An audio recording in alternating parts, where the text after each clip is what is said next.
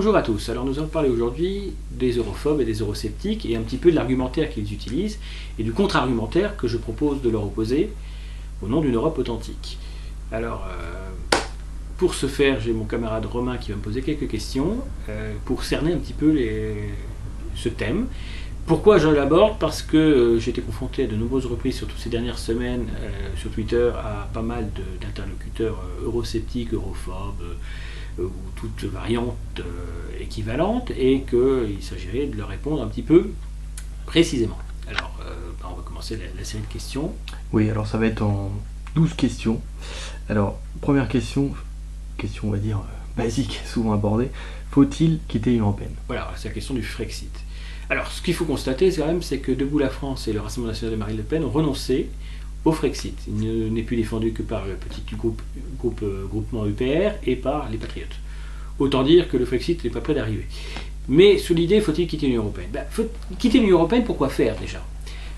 Si quitter l'Union européenne, ça veut juste dire restituer à l'État français le peu de pouvoir que celui-ci a accordé à l'Union européenne, vu ce qu'il en fait, je ne vois pas tellement l'intérêt. Renforcer les pouvoirs de Macron en matière budgétaire pour que les dépenses publiques, par exemple, s'envolent, ça ne me paraît pas une bonne chose. Donc quitter l'Union européenne, dans l'état actuel, je ne vois pas l'intérêt. Alors certains me disent, oui, il faut quitter l'Union européenne pour faire l'Europe que vous voulez. Donc quitter l'Union européenne, ça veut dire quand même gagner des élections françaises, nationales, sur une liste eurosceptique. Ce que l'UPR et les Patriotes ne sont pas prêts de faire, et que le Rassemblement national de Marine Le Pen n'a pas été capable de faire. Donc déjà, la question de quitter l'Union européenne veut dire prendre le pouvoir en France. Ça n'arrivera pas. Donc quitter l'Union européenne, qu'on soit pour ou qu'on soit contre, de toute façon, ça n'aura pas lieu. Voilà. Au moins, c'est réglé. Maintenant, savoir si il faudrait quitter l'Union européenne pour créer la Grande Europe, ça veut dire qu'il faudrait mettre au pouvoir des europhobes pour espérer ensuite créer une Europe unie alors qu'ils y sont opposés. Ça n'a pas beaucoup de sens. L'Union européenne n'est pas l'Europe que nous voulons, c'est clair, mais l'Union européenne peut permettre de l'obtenir si on s'en empare. Or, la détruire ne résoudra rien puisqu'on ne pourra pas gagner les élections nationales de toute façon pour changer les choses. Donc quitter l'Union européenne pour renforcer l'État français qui nous fait des lois liberticides dans tous les domaines, c'est non. Alors, donc faut-il quitter l'Union européenne? Vous nous avez répondu. Faut-il abandonner l'euro? Alors déjà, effectivement, on fait remarquer que quitter l'Union européenne veut dire abandonner l'euro aussi. Parce que si on n'est pas dans l'Union européenne, on n'a pas l'euro. Moralité des choses, c'est l'argument encore plus fort contre le sortir de l'Union européenne. L'euro a deux grands avantages et un troisième, qui est indirect. Il y a deux avantages de l'euro. Le premier avantage de l'euro, c'est la stabilité monétaire. Et ça, c'est essentiel. Quand on pense que la livre turque vient de perdre 40% de sa valeur en 6 mois, on se rend compte de l'importance d'une stabilité monétaire. Cette stabilité monétaire n'est pas nouvelle, parce que même avant l'euro, il y avait l'écu, il y avait le serpent monétaire européen, les systèmes monétaires européens qui permettaient d'éviter des fluctuations entre les monnaies d'Europe trop importantes. Cette stabilité, on la connaît en France que depuis 1978.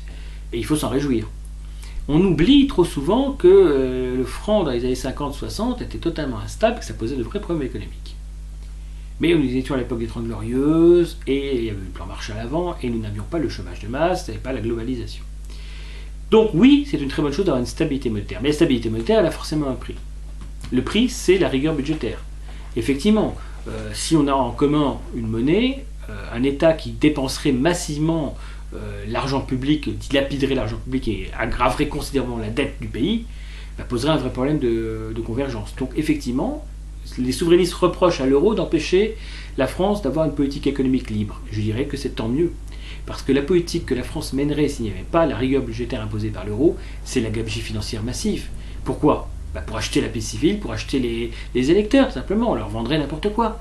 Et un jour, on se réveillerait comme dans la situation de la Grèce. Donc oui, le gouvernement français est dépossédé en partie de son pouvoir par l'euro, et bien c'est une excellente chose et il faut s'en réjouir.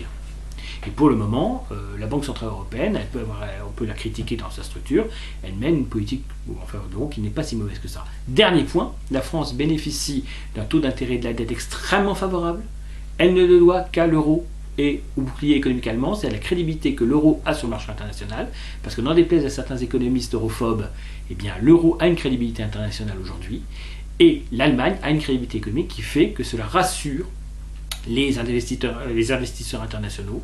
Donc la France bénéficie aujourd'hui d'un taux de remboursement de la dette assez favorable. Elle quitte l'Union européenne et abandonne l'euro, c'est fini. Alors une troisième question qui sera en quelque sorte une petite dédicace à un souverainiste bien connu, adepte des conférences de 4 voire 5 heures. Les conférences Castro. Soporifiques. Voilà. Donc l'Union Européenne est-elle le quatrième Reich ou la nouvelle URSS? Alors, c'est assez extraordinaire les arguments des eurosceptiques et notamment des souverainistes de l'UPR. Alors d'abord, ils nous expliquent que les nazis avaient un projet européen. Je leur rappelle que ce projet est un projet allemand. Il s'agissait clairement d'une Europe soumise à l'Allemagne, pas d'une Europe unie. Ça n'a rien à voir donc avec un projet européen. Faire des Latins et des Slaves des sous-hommes ou des sous-citoyens, c'est pas un projet européen. Projet européen, ça veut dire reconnaître aux Européens la même valeur, la même égalité complète entre tous. C'est évidemment le contraire de l'Europe de Napoléon, c'est évidemment le contraire de l'Europe d'Hitler. Et l'Union Européenne actuelle a au moins ce mérite, c'est de traiter tous les Européens à égalité. Donc bien entendu, ce n'est pas l'héritier du Troisième Reich. Alors c'est extraordinaire parce qu'ils accusent l'Union Européenne d'être américaine, mais en même temps d'être nazie, et en même temps d'être soviétique. Si elle est américaine, elle n'est pas nazie, si elle est américaine, elle n'est pas soviétique. Ils accusent l'Union Européenne d'être socialiste, d'une certaine manière, et libérale. Socialiste puisque c'est la nouvelle Union soviétique, c'est-à-dire étatiste totalitaire, mais en même temps libérale, ultra-libérale, libre-échange. Donc, est-ce que c'est étatique ou est-ce que c'est libre-échangiste? Alors, l'UPR qualifie quand même l'Union Européenne de projet racialiste, alors que l'Union Européenne est accusée en même temps de favoriser l'immigration extra-européenne, même lorsqu'elle n'en est pas responsable d'ailleurs. Là, il y a encore le paradoxe. Si c'est un projet racialiste réservé aux Européens, pourquoi est-ce que l'Union Européenne défend l'immigration? Et si c'est un projet immigrationniste, alors c'est pas un projet de défense de l'identité européenne. Donc on ne peut pas être à la fois la nouvelle Union soviétique et le quatrième Reich, on ne peut pas être à la fois racialiste et international et mondialiste, on ne peut pas être à la fois pour le métissage et pour la race pure, enfin, etc. Il faut être complètement délirant. Donc l'Union Européenne, en fait, a tout et son contraire avec eux. Selon l'argument. L'argument qui compte, c'est de dénoncer son côté bolchevique, ou de dénoncer son côté nazi, ou son côté américain, atlantiste, ou que sais-je encore. C'est n'importe quoi, c'est de la critique systématique, comme absence d'argument. Évidemment, c'est extraordinaire, c'est aussi les arguments mondialistes que les souverainistes utilisent contre ceux qui défendent l'identité européenne. Combien de fois n'ai-je pas été traité de racialiste par des gens de l'UPR? Combien de fois ne m'a-t-on pas fait le reproche de défendre des thèses proches des années 30 ou 40? Voilà des mondialistes qui me disent ça. Un mondialiste comme Attali qui me sort ça, c'est cohérent. Ces souverainistes ont le même discours. Ils vous font des leçons de morale, vous expliquant que la France est un pays universel, que n'importe qui peut être français, et que l'identité de la France n'a aucune importance. Seul compte la souveraineté. En clair, le contenant français, c'est fondamental, le drapeau, l'hymne, tout ça. Par contre, le contenu, ça n'a aucune importance. N'importe qui peut le partager. Ce sont des gens qui nous expliquent que nous sommes plus proches des Maliens que des Lettons. Sauf que nous sommes proches des Maliens en rien, ni par la religion, ni par la culture, ni par le peuplement, ni par l'origine, ni par les fêtes, les traditions, rien du tout. Par la langue française. Voilà l'argument. La langue française que les colonialistes ont imposée. Donc déjà, c'est se réclamer de la colonisation. C'est pas très beau. Et ensuite, c'est faux. Parce que la langue française, c'est une langue officielle dans ces pays, mais c'est pas la langue parlée. Au Sénégal, le Wolof, le Bambara. Et à Mayotte, le Swahili. Soit dit en passant. Donc la francophonie, c'est du néocolonialisme, c'est à peu près le Commonwealth anglais, plus hypocrite sans doute. Voilà. Donc tout cela pour dire clairement les choses, c'est que non seulement l'Union Européenne n'est ni le quatrième Reich, ni l'Union soviétique, mais c'est surtout un gouvernement, c'est pas un gouvernement du tout simplement, c'est pas un État, il n'y a pas de souveraineté européenne, l'Union Européenne n'a aucun pouvoir réel, autre que celui délégué par les traités qui pourraient en soi être dénoncés. Il existe un article 50. Quel est l'équivalent de l'article 50 de la Constitution française qui permettrait aux Corses ou aux Bretons d'en sortir? Il n'existe pas. Or, il existe un article 50. S'il y avait une vraie Europe politique, il n'y aurait pas de possibilité d'en sortir, puis ce serait un seul État. L'Union Européenne a-t-elle aujourd'hui réellement du pouvoir? Le pouvoir est détenu par ceux qui nomment les gens. Le Parlement européen, on le sait, n'a pas l'initiative des lois. Donc le Parlement européen n'a fondamentalement aujourd'hui aucun pouvoir. Ça ne veut pas dire qu'il ne peut pas en avoir un potentiellement. Mais dans la circonstance actuelle, et avec les groupes qui composent, il n'a aucun pouvoir. Et personne au sein du Parlement européen ne veut donner réellement du pouvoir à ce Parlement, justement. La Commission européenne, présentée comme le gouvernement central de l'Europe. Cette Commission européenne n'est pas élue, c'est clair. Donc elle n'a pas de légitimité populaire. Mais les membres représentent les États. Il y a aujourd'hui 28 commissaires, parce qu'il y a 28 États membres. Chaque État membre, chaque gouvernement nomme son commissaire. Alors on m'a fait remarquer, les souverainistes m'ont fait remarquer qu'on ne pouvait pas révoquer un commissaire. C'est vrai et faux. C'est là le problème des souverainistes qui sont d'un juridisme étroit. Ils oublient une chose, c'est que la politique, c'est pas le droit. La politique, c'est rendre le droit différent, éventuellement. Vous avez un commissaire européen dont vous ne voulez plus. Même s'il n'est pas prévu, vous puissiez le révoquer. mais vous arriverez quand même à le révoquer. Parce que vous allez faire pression sur lui. Et de lui-même, il va se retirer. C'est pas parce que juridiquement quelque chose n'est pas possible qu'elle n'a pas lieu. Cette idée que, par exemple, il faudra absolument quitter l'Union européenne par l'article 50. Il faudra absolument respecter le traité. Pourquoi? Qu'est-ce qui oblige de respecter un traité? Combien de fois dans l'histoire est-ce que les traités n'ont pas été respectés? Toujours. Est-ce qu'aujourd'hui, si les règles, les constitutions et les traités étaient respectés, la France serait encore une monarchie? Le tiers-État n'avait pas le droit juridiquement de révoquer le roi. Le tiers-État n'avait pas le droit de s'autoproclamer Assemblée nationale constituante en 1789. C'était pas légal. La prise de la Bastille n'était pas légale. Et pourtant ça a eu lieu. Donc le droit, c'est ce que le peuple décide. Et si un droit est devenu fou, un droit rend prisonnier le peuple, mais il a le droit de s'émanciper. Et si un traité nous dérange, on a le droit de le déchirer. On n'a pas besoin de le respecter pour le quitter. On peut très bien ne pas en tenir compte. Ces souverainistes ne sont pas héritiers de la Révolution française, ils sont héritiers de la monarchie, puis ce sont des réactionnaires, puisque de toute façon il faut respecter le droit de ses adversaires en place. C'est ridicule. Alors ces europhobes, eurosceptiques, effectivement, veulent que la France sorte de l'Union européenne. On a le cas de l'Angleterre qui a voté le Brexit par référendum. On se rend compte aujourd'hui finalement que c'est un leurre. Oui, alors c'est un leurre complet parce que il faut bien comprendre que dans l'affaire du référendum, tout le monde a menti. Les deux camps, hein. Il ne s'agit pas d'accabler les eurosceptiques en disant les candidats en face avaient raison. Hein. Quand vous avez Sadiq Khan qui défend l'adhésion à l'Union européenne, ça donne envie aux Britanniques de base de voter pour le Brexit. Hein. On va être très clair là-dessus. La réalité, c'est que vous avez d'un côté des mondialistes qui ne parlent que du monde, et de l'autre côté, vous avez, mais qui prétendent défendre l'Europe. Hein. Et vous avez des mondialistes de l'autre côté, mais qui prétendent défendre le Royaume-Uni. Vous avez des chauvinos-mondialistes et des euromondialistes, mais tous des mondialistes. Alors le peuple britannique, dans cette affaire, qu'est-ce qu'il a fait? D'abord, vous avez un David Cameron qui fait n'importe quoi. Il va expliquer qu'il a négocié avec l'Union européenne des accords qui permettent au Royaume-Uni de bénéficier d'avantages qu'il n'avait pas avant. C'est illisible, incompréhensible, personne ne sait exactement ce qu'il a obtenu de l'Union européenne. Et il dit maintenant, je vous propose un référendum pour valider ce que j'ai fait. C'est-à-dire si vous êtes d'accord avec ma proposition, on l'applique. Si vous n'êtes pas d'accord, on quitte le Royaume-Uni. Il a fait ça aussi par démagogie, il avait son l'aile droite du Parti conservateur qui faisait pression sur ça. Il s'est mis en tête d'aller faire ce référendum et il s'est mis en tête de croire le gagner. Parce qu'évidemment, il a pensé qu'il allait le gagner. Sinon, il ne l'aurait pas fait. Et il s'est retrouvé à devoir démissionner.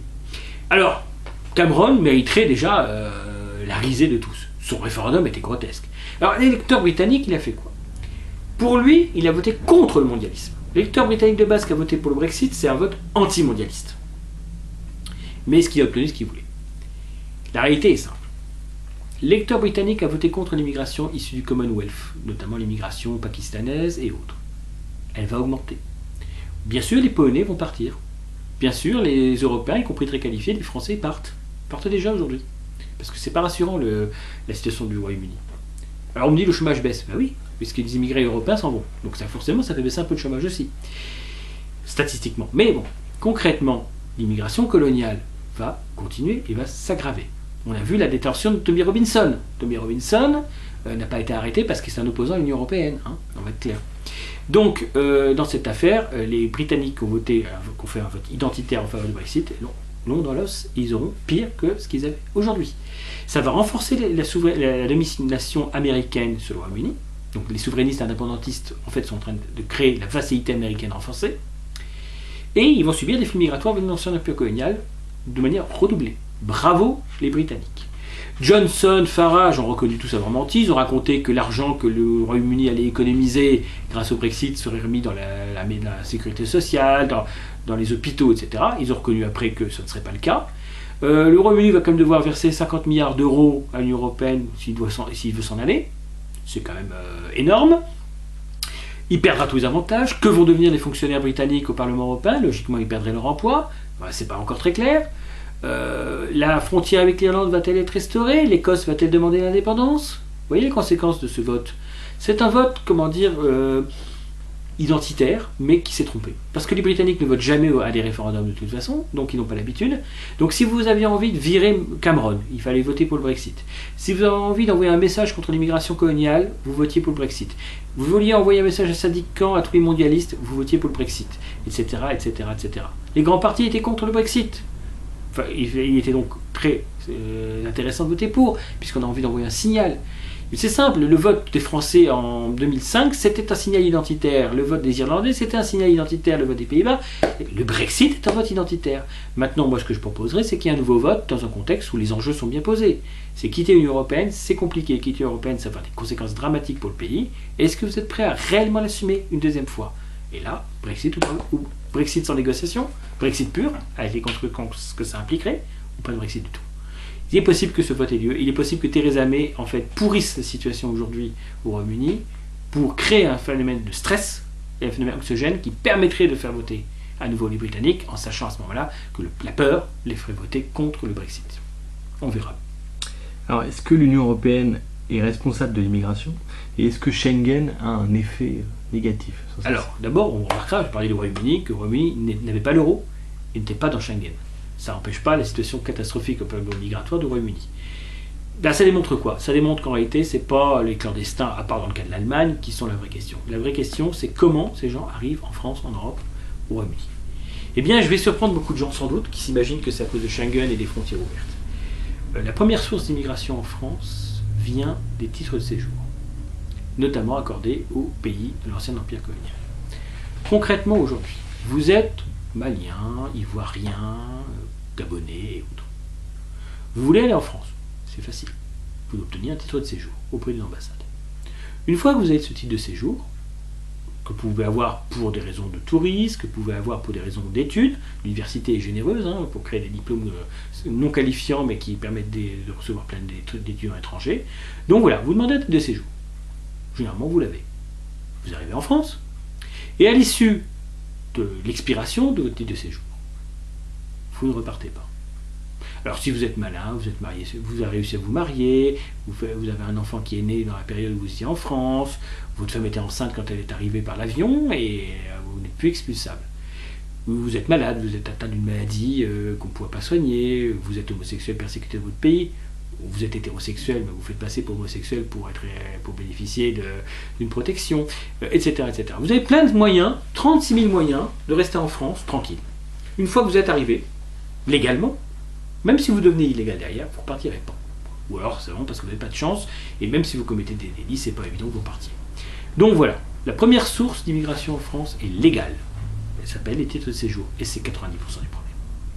Bien sûr, il y a des migrants qui viennent de passer par l'Italie, l'Espagne, ils veulent aller en Angleterre. Alors à Calais, je suis d'accord, ce n'est pas des gens qui ont été de séjour, mais Calais n'est pas représentatif de l'ensemble de la situation. Les Français qui constatent que l'immigration post-coloniale augmente doivent savoir que c'est ni la faute de l'Union européenne, ni même la question des clandestins. Les clandestins au sens strict, c'est 5% du problème.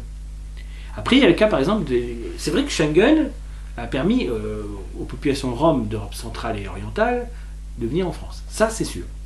Là-dessus, Schengen est en cause. Ça peut empêcher en 1340 les Roms venant d'Inde de s'installer en France aussi. Ils ont été en 1340. Et ils se sont complètement assimilés. Donc il faut bien voir les choses comme elles sont. Le problème, c'est qu'effectivement les populations roms d'Europe centrale sont globalement isolées par les Roumains, les Bulgares, les Hongrois, les Slovaques, qui ne veulent pas spécialement les côtoyer, et ils sont très contents d'ailleurs que ceux-ci viennent en France, en Belgique ou ailleurs, ça ne vous inquiétez pas. Même les Roms d'ailleurs qui sont hors de l'espace Union européenne, les Roms d'Albanie, les Roms du Kosovo, la fameuse Leonarda, ils sont contents de venir en France. Et pourtant, c'est des pays qui ne sont pas dans Schengen, donc vous voyez. Mais voilà, concrètement, l'immigration en France est essentiellement légale, elle devient illégale une fois les titres de séjour dépassés.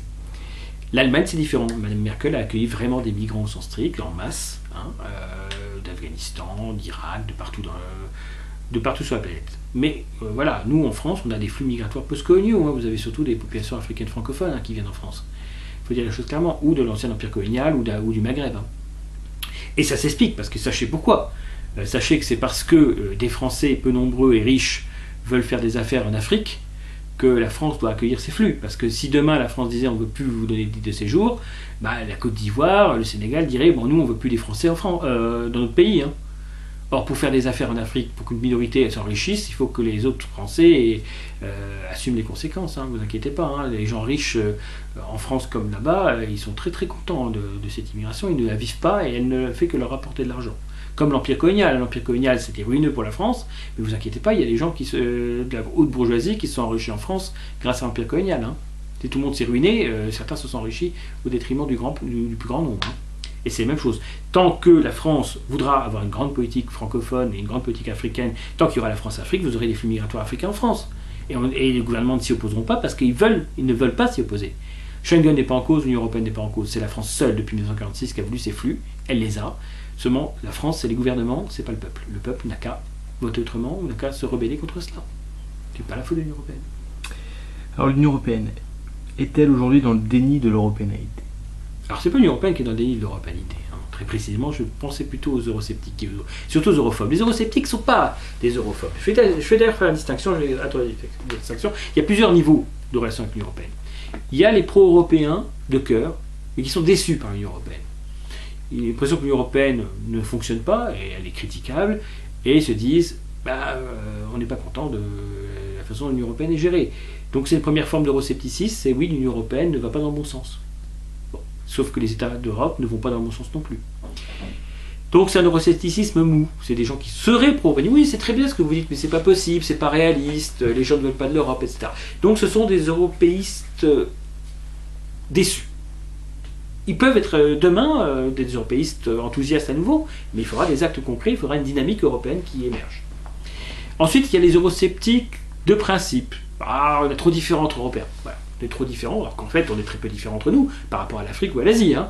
La différence entre un Français et un Allemand, si on compare entre un Français et un Malien, entre un Français et un Allemand, je pense que vous avez compris qui on est le plus proche. Hein, et nettement. Mais on est trop différents, on a une histoire différente, les structures économiques sont différentes, etc. Donc c'est pas possible. Bien sûr, on peut travailler une alliance, une coopération, donc tous ces mots qui n'ont aucune réalité. Hein. La coopération, ça n'existe jamais. Mais voilà, c'est pas possible de faire une Europe politique, donc restons dans des États souverains, en bonne relation entre Européens, mais c'est tout. Donc restons divisés, ça permettra aux Américains de nous vassaliser comme ils le font. Troisième cas de figure, les europhobes. Les europhobes, c'est l'Europe n'existe pas. Les Européens n'ont rien en commun.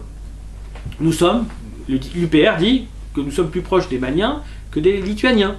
C'est évidemment grotesque.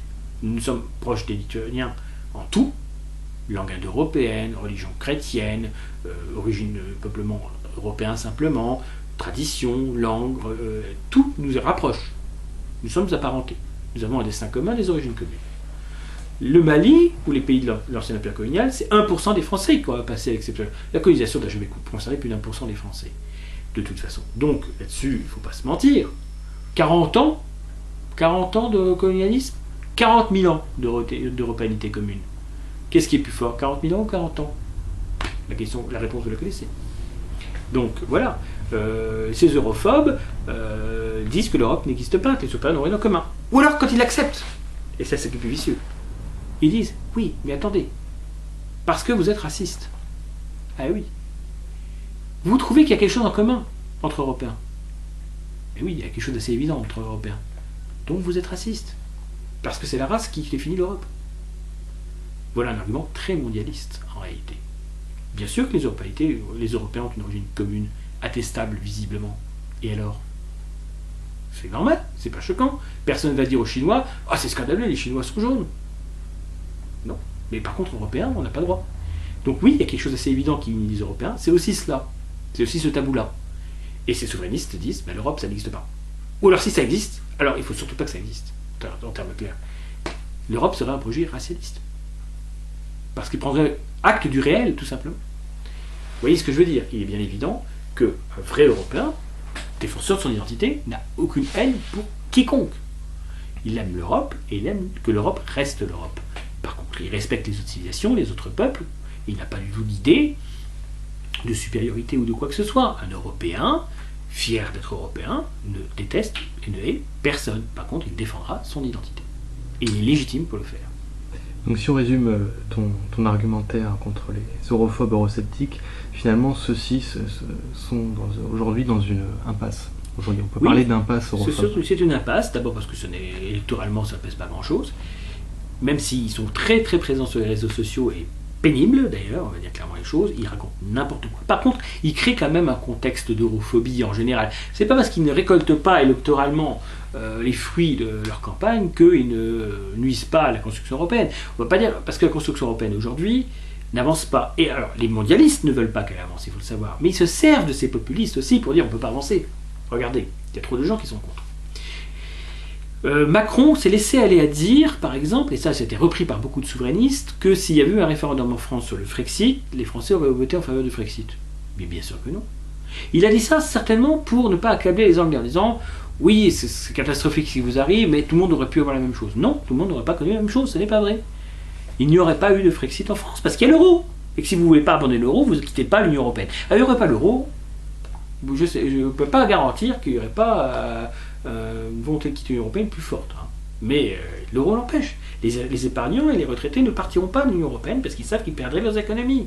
Et on dit oui, il faut dévaluer la monnaie. Mais dévaluer la monnaie, c'est voler les contribuables, c'est voler les gens qui ont de l'argent. Si votre argent vaut moins, vous avez votre pouvoir d'achat vaut moins.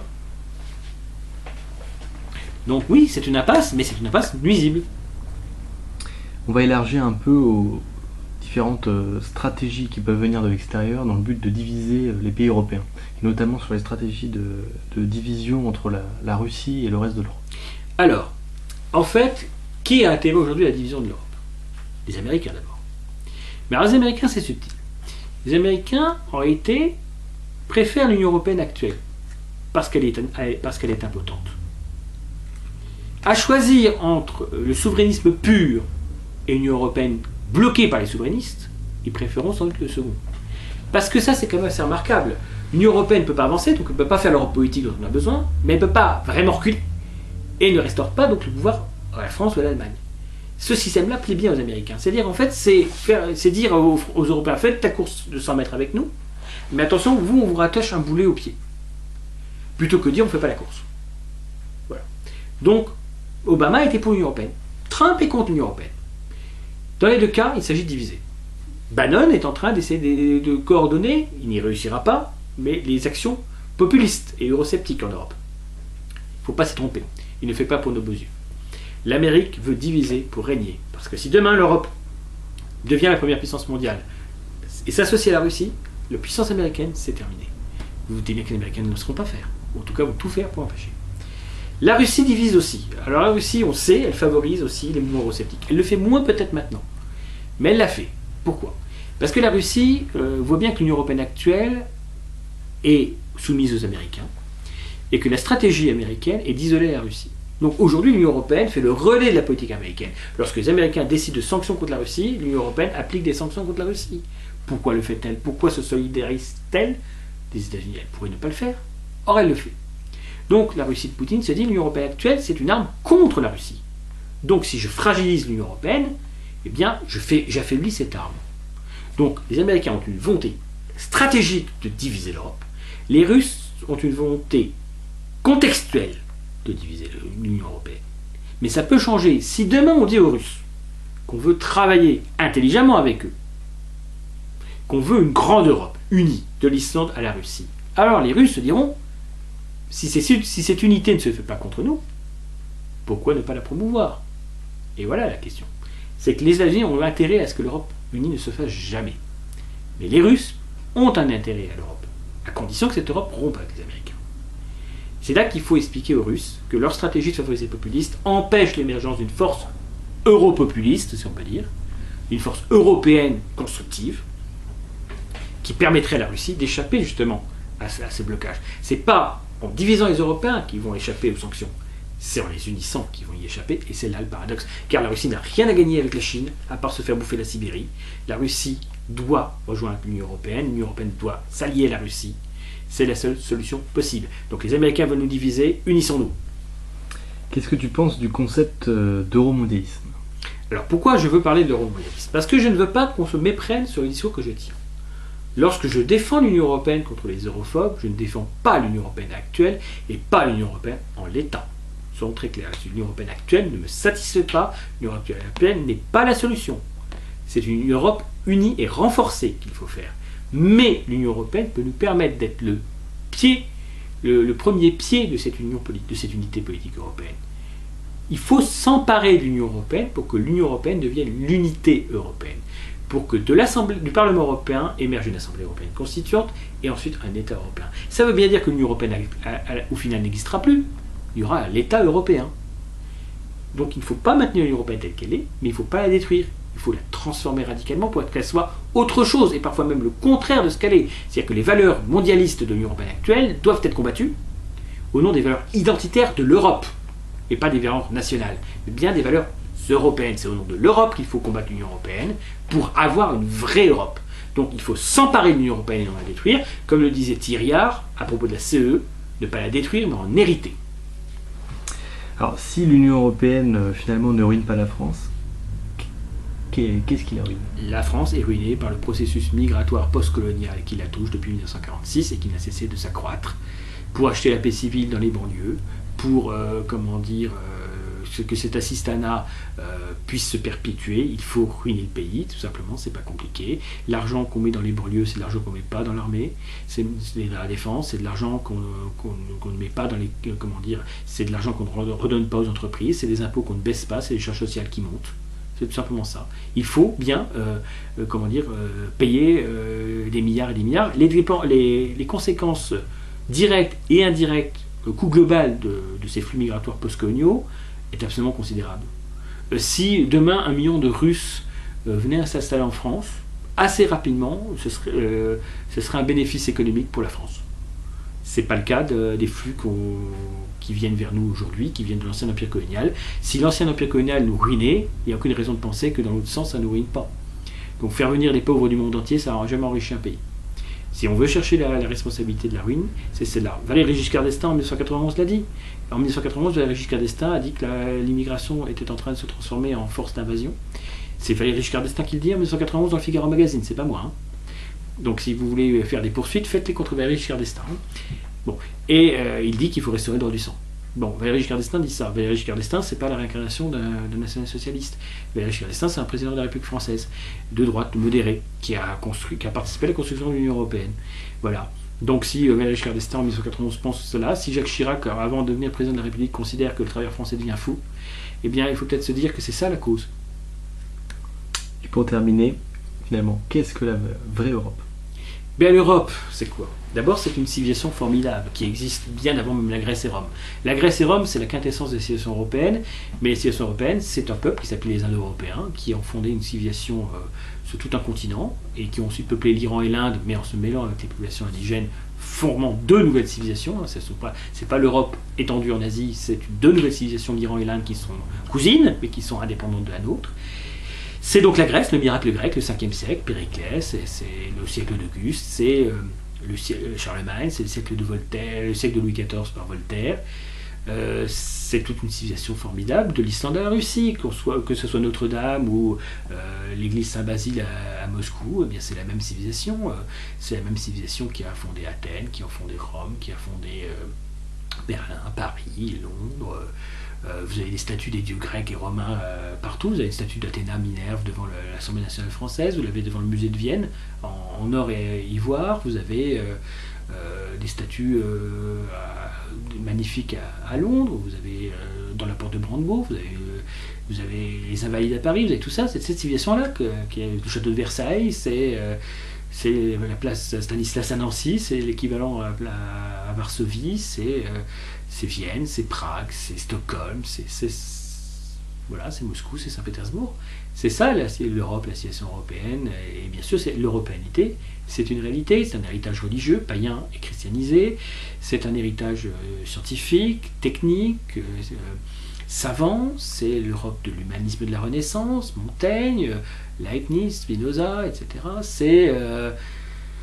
La vraie Europe, c'est ça. Mais la vraie Europe, c'est d'abord les Européens. C'est des Européens qui sont unis par un même peuplement, qui se voient, ce que dénoncent les souverainistes. Hein. C'est-à-dire qu'effectivement, les Européens sont semblables. Ils sont semblables sur le plan anthropologique, sur le plan culturel, civilisationnel, religieux, ethnique, linguistique. Voilà.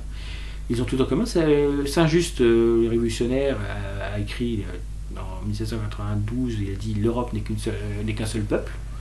Voltaire parlait d'une grande république chrétienne, c'est ça l'Europe. Donc aujourd'hui, la vraie Europe, l'Europe authentique, c'est pas l'Union européenne, c'est sûr. C'est pas non plus l'Europe des nations que lui opposent les souverainistes. C'est une Europe européenne. Et ce que le Parti des Européens veut, clairement, c'est rassembler le maximum d'Européens sous cette ligne de défense de l'identité européenne dans le cadre d'une Europe politique.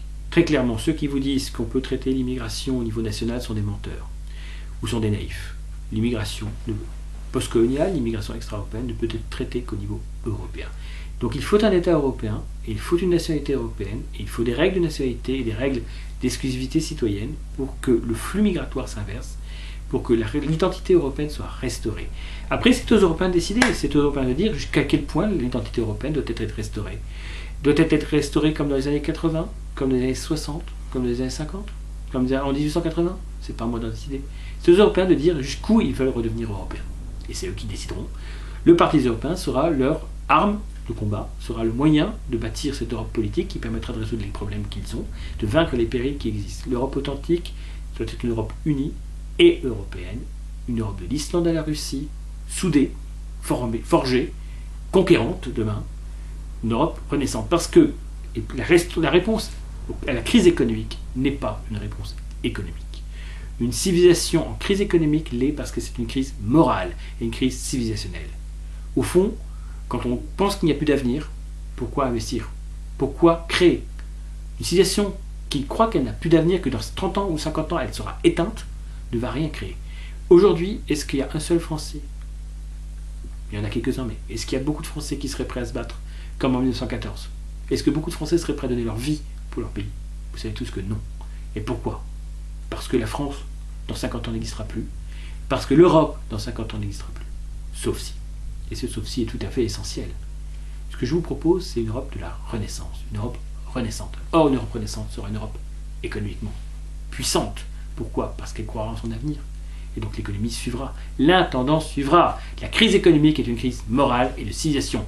Si on résout la crise morale et de civilisation, si on surmonte la nostalgie incapacitante, si on surmonte cette repentance perpétuelle dont on nous rabat les oreilles, mais ça, la repentance, c'est un vrai problème de fond qui mériterait en soi une émission. Il faut que les Européens arrêtent de penser qu'ils sont des coupables. Il faut qu'ils arrêtent de penser qu'ils doivent expier les crimes qu'ils n'ont pas commis ou que d'autres ont commis en leur nom. Il faut que les Européens redeviennent fiers. Et alors, l'Europe renaîtra. C'est ce à quoi je vous invite, une fois de plus.